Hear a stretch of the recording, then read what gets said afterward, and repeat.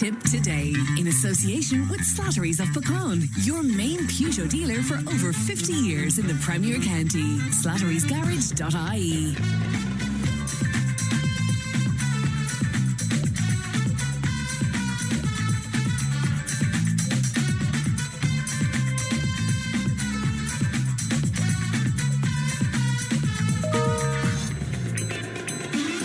And you're very welcome back to Tipp Today. Now, last week on the programme, Stephen was sitting in for me, and he was joined in the studio by Senior Programme Manager for the Water Supply Project, Eastern and Midlands Region, Gary Gibson, to discuss the highly controversial, indeed, Shannon pipeline proposal. Now, among the points that Mr. Gibson made was that Cllr has carried out extensive analysis into all the possible solutions to meet the long-term water needs of the Eastern and Midlands region. He went on to say that the process involved assessing more than 1,100 potential options, with 591 considered feasible, taking into account technical, environmental, economic risk and cost factors. He also said the overall process has been independently reviewed. Now, I'm glad to be joined by Councillor Shannon Morris and Councillor Phyll Bugler, who have been among the voices of opposition in relation to the project. And you're both very welcome indeed. And thanks for coming into us today. Shannon, can I start with you on this? Because I think to describe you as being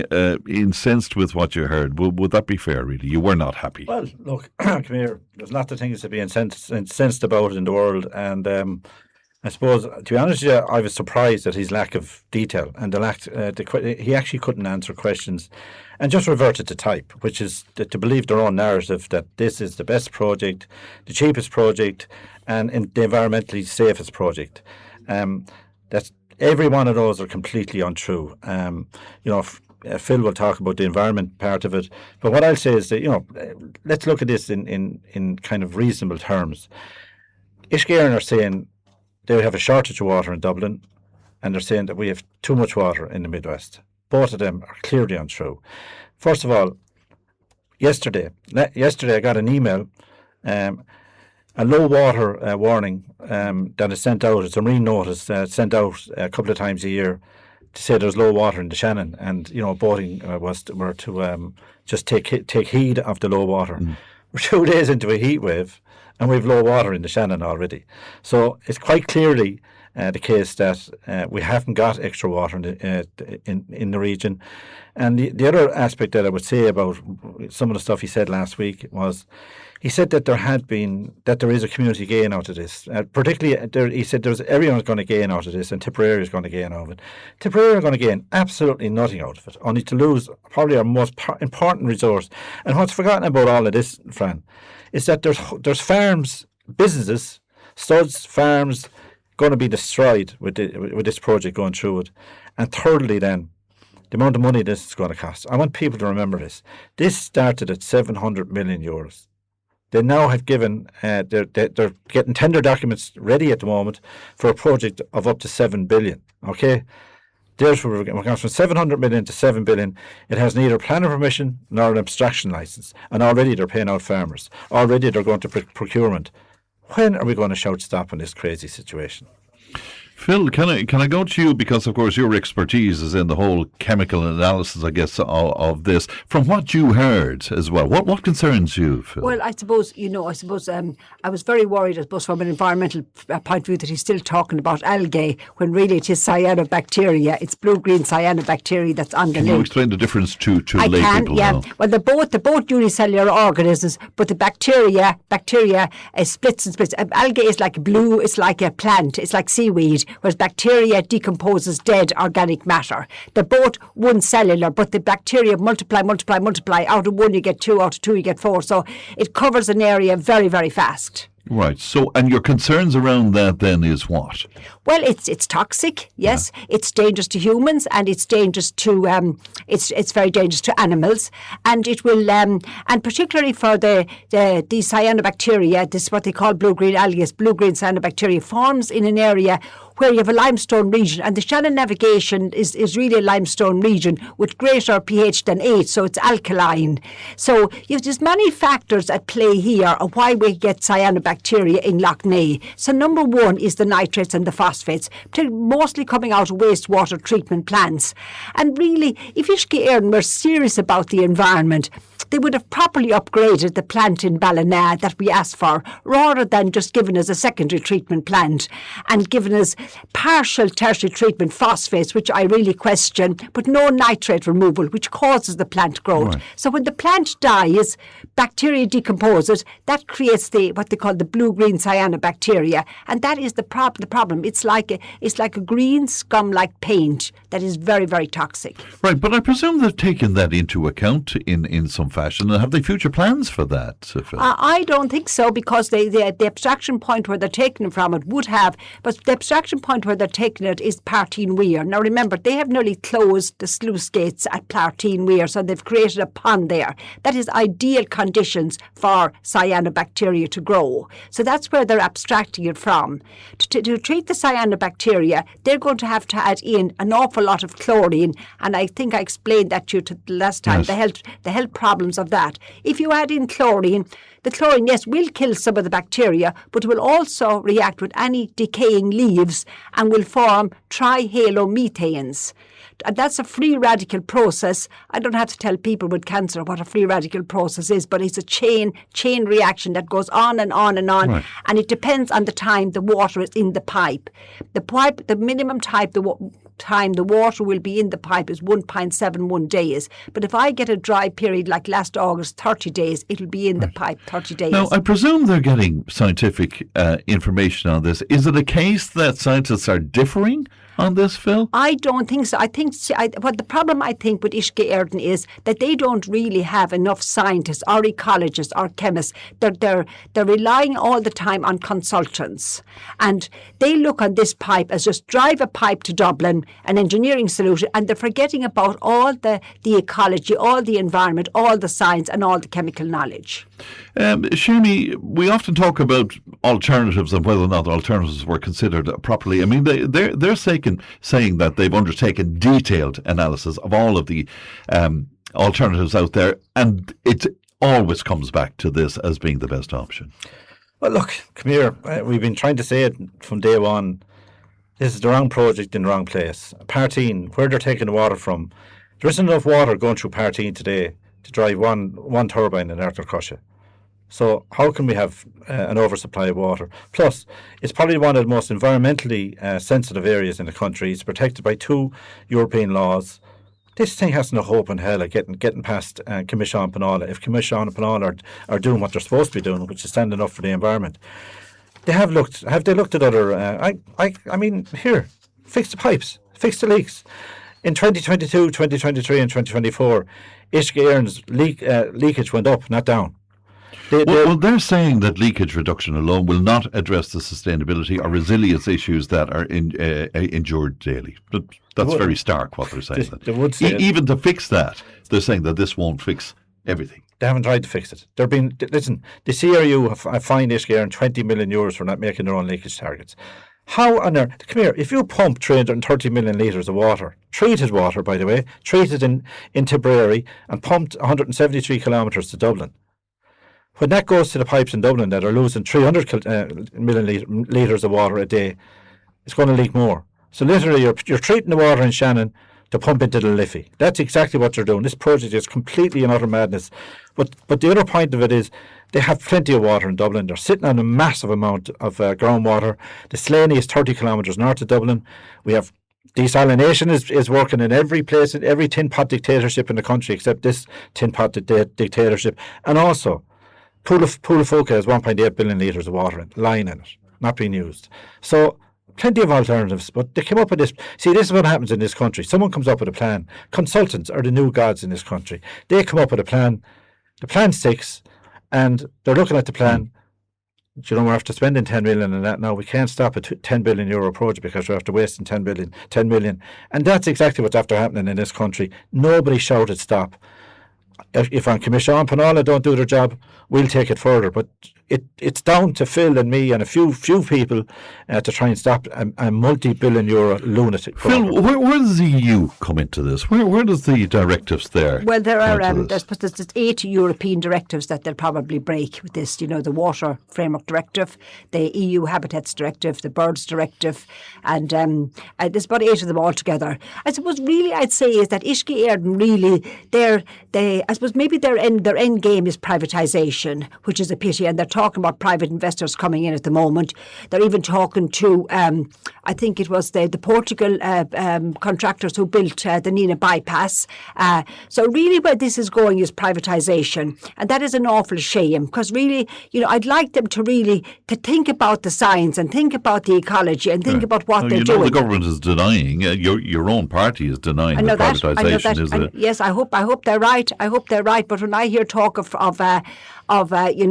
private investors coming in, it sends off alarms bells to me, And we really, I suppose, at the end of the day, I suppose, I've always been a person who works with people, and I really like Uisce Éireann to think clearly about what they're doing here.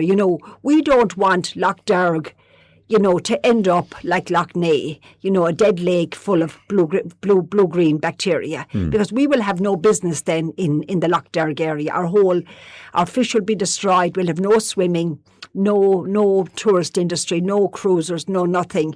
And it is a crying shame what's happening in Lough Neagh. But in 3 or 4 years, I don't want to be in the same situation. And Phyll, you and I would have spoken about this. Have you managed to convince anybody in your own party, including your party leader, about how serious this is? I suppose I've convinced some of the Limerick councillors, particularly Peter Doyle and a few more of those. In Cllr, I suppose, Tony O'Brien and Pat Burke. But certainly, I think they don't understand the seriousness of the situation. I think, because if you look at the Dáil even, there's only one scientist in the whole of the Dáil. And, I don't think they understand it. And the danger is, and I have to hold my own hands up here, is the moment you got into the science of it, I had to say, well, look, can we sort of make this easy for ordinary people who don't have that kind of background? Yes. Is that part of the problem? I think it is. Understanding and I think that's where Uisce Éireann need to get to go in depth and see exactly what's going on here, to look at the whole ecology of the lake, to look at the drought periods when we get the cyanobacteria and say, hold on, lads, this isn't going to work here. Because we've at the moment, under the old bridge at Cllr, we probably have no flow. So maybe if you have 6 cubic metres per second, if they're going to be taking 3.8 to 4.2, you're up at 65% abstraction. Paint the picture for me, Phyll. If this were to go ahead, and Seamie thinks it just won't, because for all sorts of reasons, if it were to go ahead, paint that picture for me of where the Shannon Basin would be. I think very shortly, once they start abstracting, that we would see more and more cyanobacteria. I think that we would have this paint-like scum, particularly it's there already. It's in Tinnaran. It's in lots of areas around the lake. I mean, you look at the water supply system for the whole of Nina. That's on the remedial action list for trihalometanes at the moment. So why is it so high? Because of a cyanobacteria in Lough Derg that they were trying to treat with chlorine. So this is the water that they're going to pump to Dublin. The picture will be that we will have scum-like, blue-green scum like cyanobacteria all around the shores of Lough Derg. It will multiply, as I said, it multiplies and multiplies, it doesn't stop. And there's many factors going on in Lough Derg. It's not just the nutrients. You also have the zebra mussels. I mean, they're an invasive species. There's trillions of them there. There's 10,000 of those. Brought in by the boats, I understand. Brought in by the boats. Yeah. They're multiplying all the time. And they also produce nitrates by their process. When they filter the water and they absorb a lot of the plants and they sink to the bottom. But in that process, they produce nitrates as well, which fuels more plant growth, which means more cyanobacteria. Seamie is just showing me pictures of it. Flow of water into Limerick. Wow. I mean, it looks like a bomb. Last September, that's the flow of water into Limerick. It's incredible. More people need to see that. Is there a danger? And I think we might have touched on it before, Seamie. I was listening to national radio and they had a panel discussion, and this was one of the items. And it was almost as if, look, would the hillbillies down in that area, would they get themselves together? This is necessary for the growth of the country, particularly the growth of the capital. It needs to happen. It should be just ordered to happen. Yeah, look, and that's exactly what's happening at the moment with the critical infrastructure bill. The government have bulldozed the critical infrastructure bill through the Dáil. I spoke to a senator this morning. It's going through the Shannon now. And what is a critical infrastructure bill? Well, basically, a government minister can decide what is critical infrastructure. It could be a data centre in the middle of Nina. It could be a biogas project in Ballymackey. It could be any sort of a project to do with water, energy, and infrastructure. And there's no criteria around that in the legislation. No criteria, but the most worrying thing about it, and again, I shouldn't know about this being a postman and an ordinary person, but they've actually taken out the need to for any project to be weighed against climate action. In other words, every transport, every water, every energy project doesn't have to be climate action proofed. Can you imagine that a country that's facing between 8 and 20 billion euros of fines from the EU because of our lack of climate action? The government are now pushing through a bill that means that critical infrastructure does not have to abide by climate action. Ryan O'Mara, Michael Lowry and Michael Murphy voted for this last week. Ryan O'Mara is outside in Ballymackey telling them he's on their side on the biogas thing, and he went into the Dáil last week and took out any need for anything to be climate action proofed in the same. That's amazing, but ordinary people are being penalised with carbon taxes, for example, and on the other hand, then this is happening. Climate action bill is going through the Dáil. Has gone through the Dáil, and is going to the Shannon now to be passed. And every project to do with energy, transport, and water does not have to be climate action proof. Can you imagine that for a country that's been hammered by the EU in fines? We're living in. If Donald Trump did this, we'd be given out. This is what we've turned into. Yeah, and again, and I'm sorry to keep saying it, Phil, but this is your party. Yeah, and I think that maybe back a few years ago, people there were objections, and people made objections, and they slowed up projects, maybe like our own bridge, the Ballina, the Brian Boru Bridge, the Ballina, and I suppose they but I think the science, the facts don't lie, the science doesn't lie. So I mean, really, I think they need to get in, a proper scientist in Ishgard and look at this in depth and see that this is not a runner. Right. But are you saying where the critical infrastructure bill is concerned that there are pluses to that? Is that what you're saying? To move developments on? Well, sometimes things, not from a climate action point of view or environmental point of view, but sometimes people, you sometimes get people objecting, serial objectors. And that's not a good thing for a project, I mean, some things have to, like the motorways and bridges, some things have to be done. But in that, you have to also... But your concern is how this will be used going forward. Yeah, I'll tell you how it's going to be used. It's going to be used for data centres, and this is why they need the water in the Shannon, by the way. Dublin has 93% of the data centres in the country. By 2030, the data centres that are there at the moment and the data centres that are being planned will use twice the amount of water that the whole population of Dublin. Twice the amount of water. This is absolutely incredible. This is what's been set up for us in this country. Look, we're becoming a tin pot dictatorship if we're going to allow this sort of stuff to happen. What about the positive engagement with the landowners, though? That has been positive where Ishgard is concerned. What are you making of that? It hasn't been positive. Look, I'm just speaking to someone 2 minutes ago who said that we can't allow this to happen because it's going through the middle of our farm. It'll become totally unworkable. I know. Can I just quote you what was said on the programme? We have received a very positive response to the voluntary way leave package, with over 80% of landowners having formally agreed to the package today. The way leave being the corridor, I suppose, going through the land. Yeah, they've agreed to a CPO, compulsory purchase order. They've no choice but to do it. We're not talking about it being a very positive interaction. So listen, come here. They're also telling us that they're having positive engagements with people in their community engagements. When questions were asked to them in Ballina, they ran out of the room. They couldn't answer the questions. They're also promising people in Ballina and North Tipperary GA clubs that they get money out of the contribution fund that hasn't been set up for a project. It hasn't planning permission nor an abstraction license. They're promising clubs money out of it. Listen, there's been no positive engagement, or very little, sorry. But the fact of the matter is, friend, is that 100 landowners along the route, mostly in Tipperary, have refused access for Ishgard into their land. So that's 100 out of 500. So that's 20%. They are some of the most critical landowners of the whole project.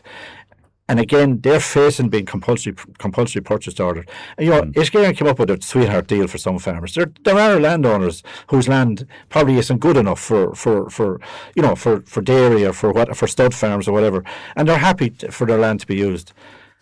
Some of these farmers have been paid out already for a project that has neither planning permission nor an abstraction license. They've been paid already. They've been paid already. I mean, this is what a company drunk on taxpayers' money does. It wastes it, pumping it out to people so that they can get a project over the line. And Fran, let me be very clear on this. when this project gets over the line, if it does, water charges will come back because they'll have to pay for it. But you reckon this isn't a runner? This isn't going to happen? Well, look, come here. You're talking to a person that's not college educated or whatever, but I've read enough stuff over the last weeks, and I've read what they've put in as an environmental impact statement. If that gets through on Commission Penola, and again, Phyll and I have a major problem with Commission Penola, we don't think they have the expertise to deal with this. We honestly don't think they have the environmentalists. Does that concern you, Phyll? It does. It does concern me a lot. In terms of the science background? Absolutely. And it's the same with Cllr. They seem to be run on consultants. So I'm hoping, I've sent in a PQ into the... But you're an elected representative with a background in this. Why aren't they listening to you? I don't know. Fran, I think, as I said, there's only one scientist in the whole of the Dáil. I mean, you have to really go through it and repeat it a lot of times for them to understand it. But you don't have to be a scientist to realise that if this goes wrong... This is big stuff here. It is big stuff. And I'll just make an analogy with Ardna Crusher. Like 100 years ago, we might have known, what an effect Ardna Crusher would have had on Lough Derg. Before Ardna Crusher, we had 440,000 salmon, coming up the Shannon. Now, last year, we got 124. Wow. They didn't even, like Ardna Crusher, they didn't even put in fish passes, I think, until the 1960s. So what are you saying? We do know now. We do know now. Yes, I mean, Ardna Crusher we do know now. We know the devastating effect, because the salmon will always come back up the Shannon. They go to Saragossa and swim back every year. They come up as far as the Ardna Crusher. They meet the turbines. They don't see the fish pass because it's so narrow, so they get mangled in the turbines. And some of them go up the old Shannon to Parteen. They see no fish pass there, so they bang their heads off the concrete and die. Like we really have an environmental catastrophe already happening, and now we're heading for another one. Compounding it, exactly. In some way. What has been spent so far? Do we know? We don't know. Estimate? I would say that we've gone over 100 million on everything so far for a project. Yeah, because so far before planning permission for they had to do surveys, and they've gone in on land and they've done surveys. They've paid farmers. They're paying consultants. They put in a 1,075-page EIR, Environment Impact Statement. They had to pay hydrologists and consultants to do that, and they didn't even do it right. Yes, Phyll. I think they've paid out 167 million on consultancy already. Wow. That's the figure. And we have water shortages all over Tipperary. We have wastewater infrastructure pumping sewerage into rivers. Is that specifically, Phyll, on this project? Yes. Just give me that figure again. 167 million. 167 million. Do you know, people will be out there scratching their heads about this. It's unreal. It's unreal. And I think we should try and not repeat the mistakes we made before. Maybe 100 years ago we didn't have the science or the environmental data. Golly gosh, we have it now.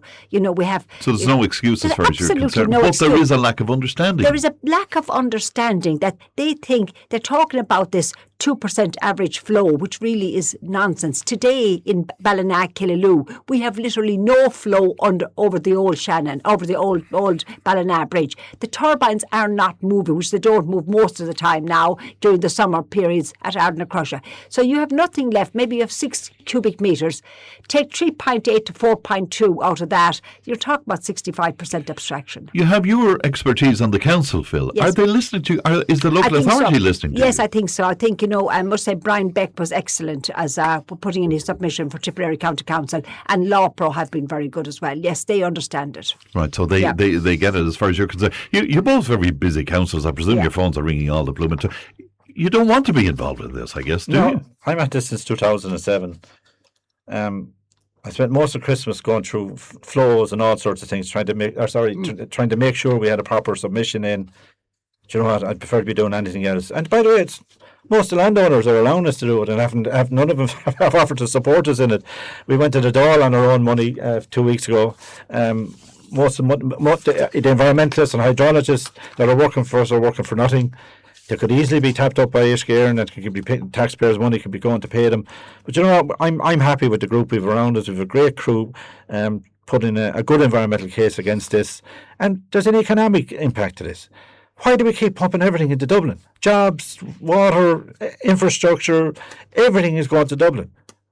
what about proper spatial development? It's not happening here, and the government have resigned, and they're decided that they're not even going to bother to spatially, to have the country developed properly. Yes, Phyll. Yeah, I just think that Cllr need to call a public meeting where people can go, and we hadn't had that up to now, where people can go and raise their concerns and they sit and answer the questions. Up to now, we've had 2 consultations in Ballina in a small little room. Well, they say they've had extensive public consultations. I wouldn't call it extensive, Fran. The first time I went on the 12th of February. And they said environmental, I'm sorry to cut across you, Phyll, they said environmental and technical experts were available to provide the information to the public and these community groups. But that's not actually true now. First of all, there was 4 people in the room when I arrived in, and none of them had a name tag, so I didn't know who was Cllr and who was not. But when I asked them any questions about cyanobacteria, they didn't know what I was talking about. And I asked them during a drought period like last August for 30 days, will you turn off the pipe? He said, no, I won't turn off the pipe, but will be no abstraction. I said, what's the difference? He couldn't answer any of those questions. And the second time when I turned up a month later, he was obviously following my Facebook page or blah, blah, blah. So, he wasn't, absolutely, I'm an elected representative, elected councillor, and there was any question I asked, he'd say, his answer was to me, so you know the answer to that yourself. So I really said, hold on a minute, I didn't drive over here. And I wanted answers about the pumping, etc., and of course the ecology and the science, but I couldn't get them. All right. We'll leave it there. If people want to find out more about this, I'm sure a lot of people out there that, they're not sure about the science, but if they want to find out more, how would they go about that, do you think, Phyll? Well, I think, they can contact the Shannon Protection Alliance, or they can contact me, they can join them. But the Shannon Protection Alliance is a very good group from UL with Seamie and Elaine Doyle, and lots of experts there, engineer scientists. I think that's the group to be in. We have 1,500 anglers on board with us. We've grown from about 4 to 15 or 1,600 over the last. We need expertise out there. We need people to help us in this. We will be putting a case to Europe if we have to. But what I would say about the whole thing is that Cllr, the TDs, when we went up to lobby them in the Dáil, told us we can't even get Cllr to answer our questions. That's what we've made with Cllr. I must leave it there. Yeah, I think too, Fran, just one last. I think the ESB need also to be. They're a bit culpable in all of this because they will also be given the abstraction licence, and they need to look at their figures from 1932 to 2014 of the flow rates that let down Partine Weir. So lessons learned or not? Absolutely, that's exactly it. All right, Phyll. Tipp FM's Tip Today. With Slattery's Garage, Puck On. Main Peugeot dealers in the Premier County. And now stocking the full range of the luxury French car brand DS Automobiles. Book your test drive today with Slattery's Garage, Puck On. See slatterysgarage.ie.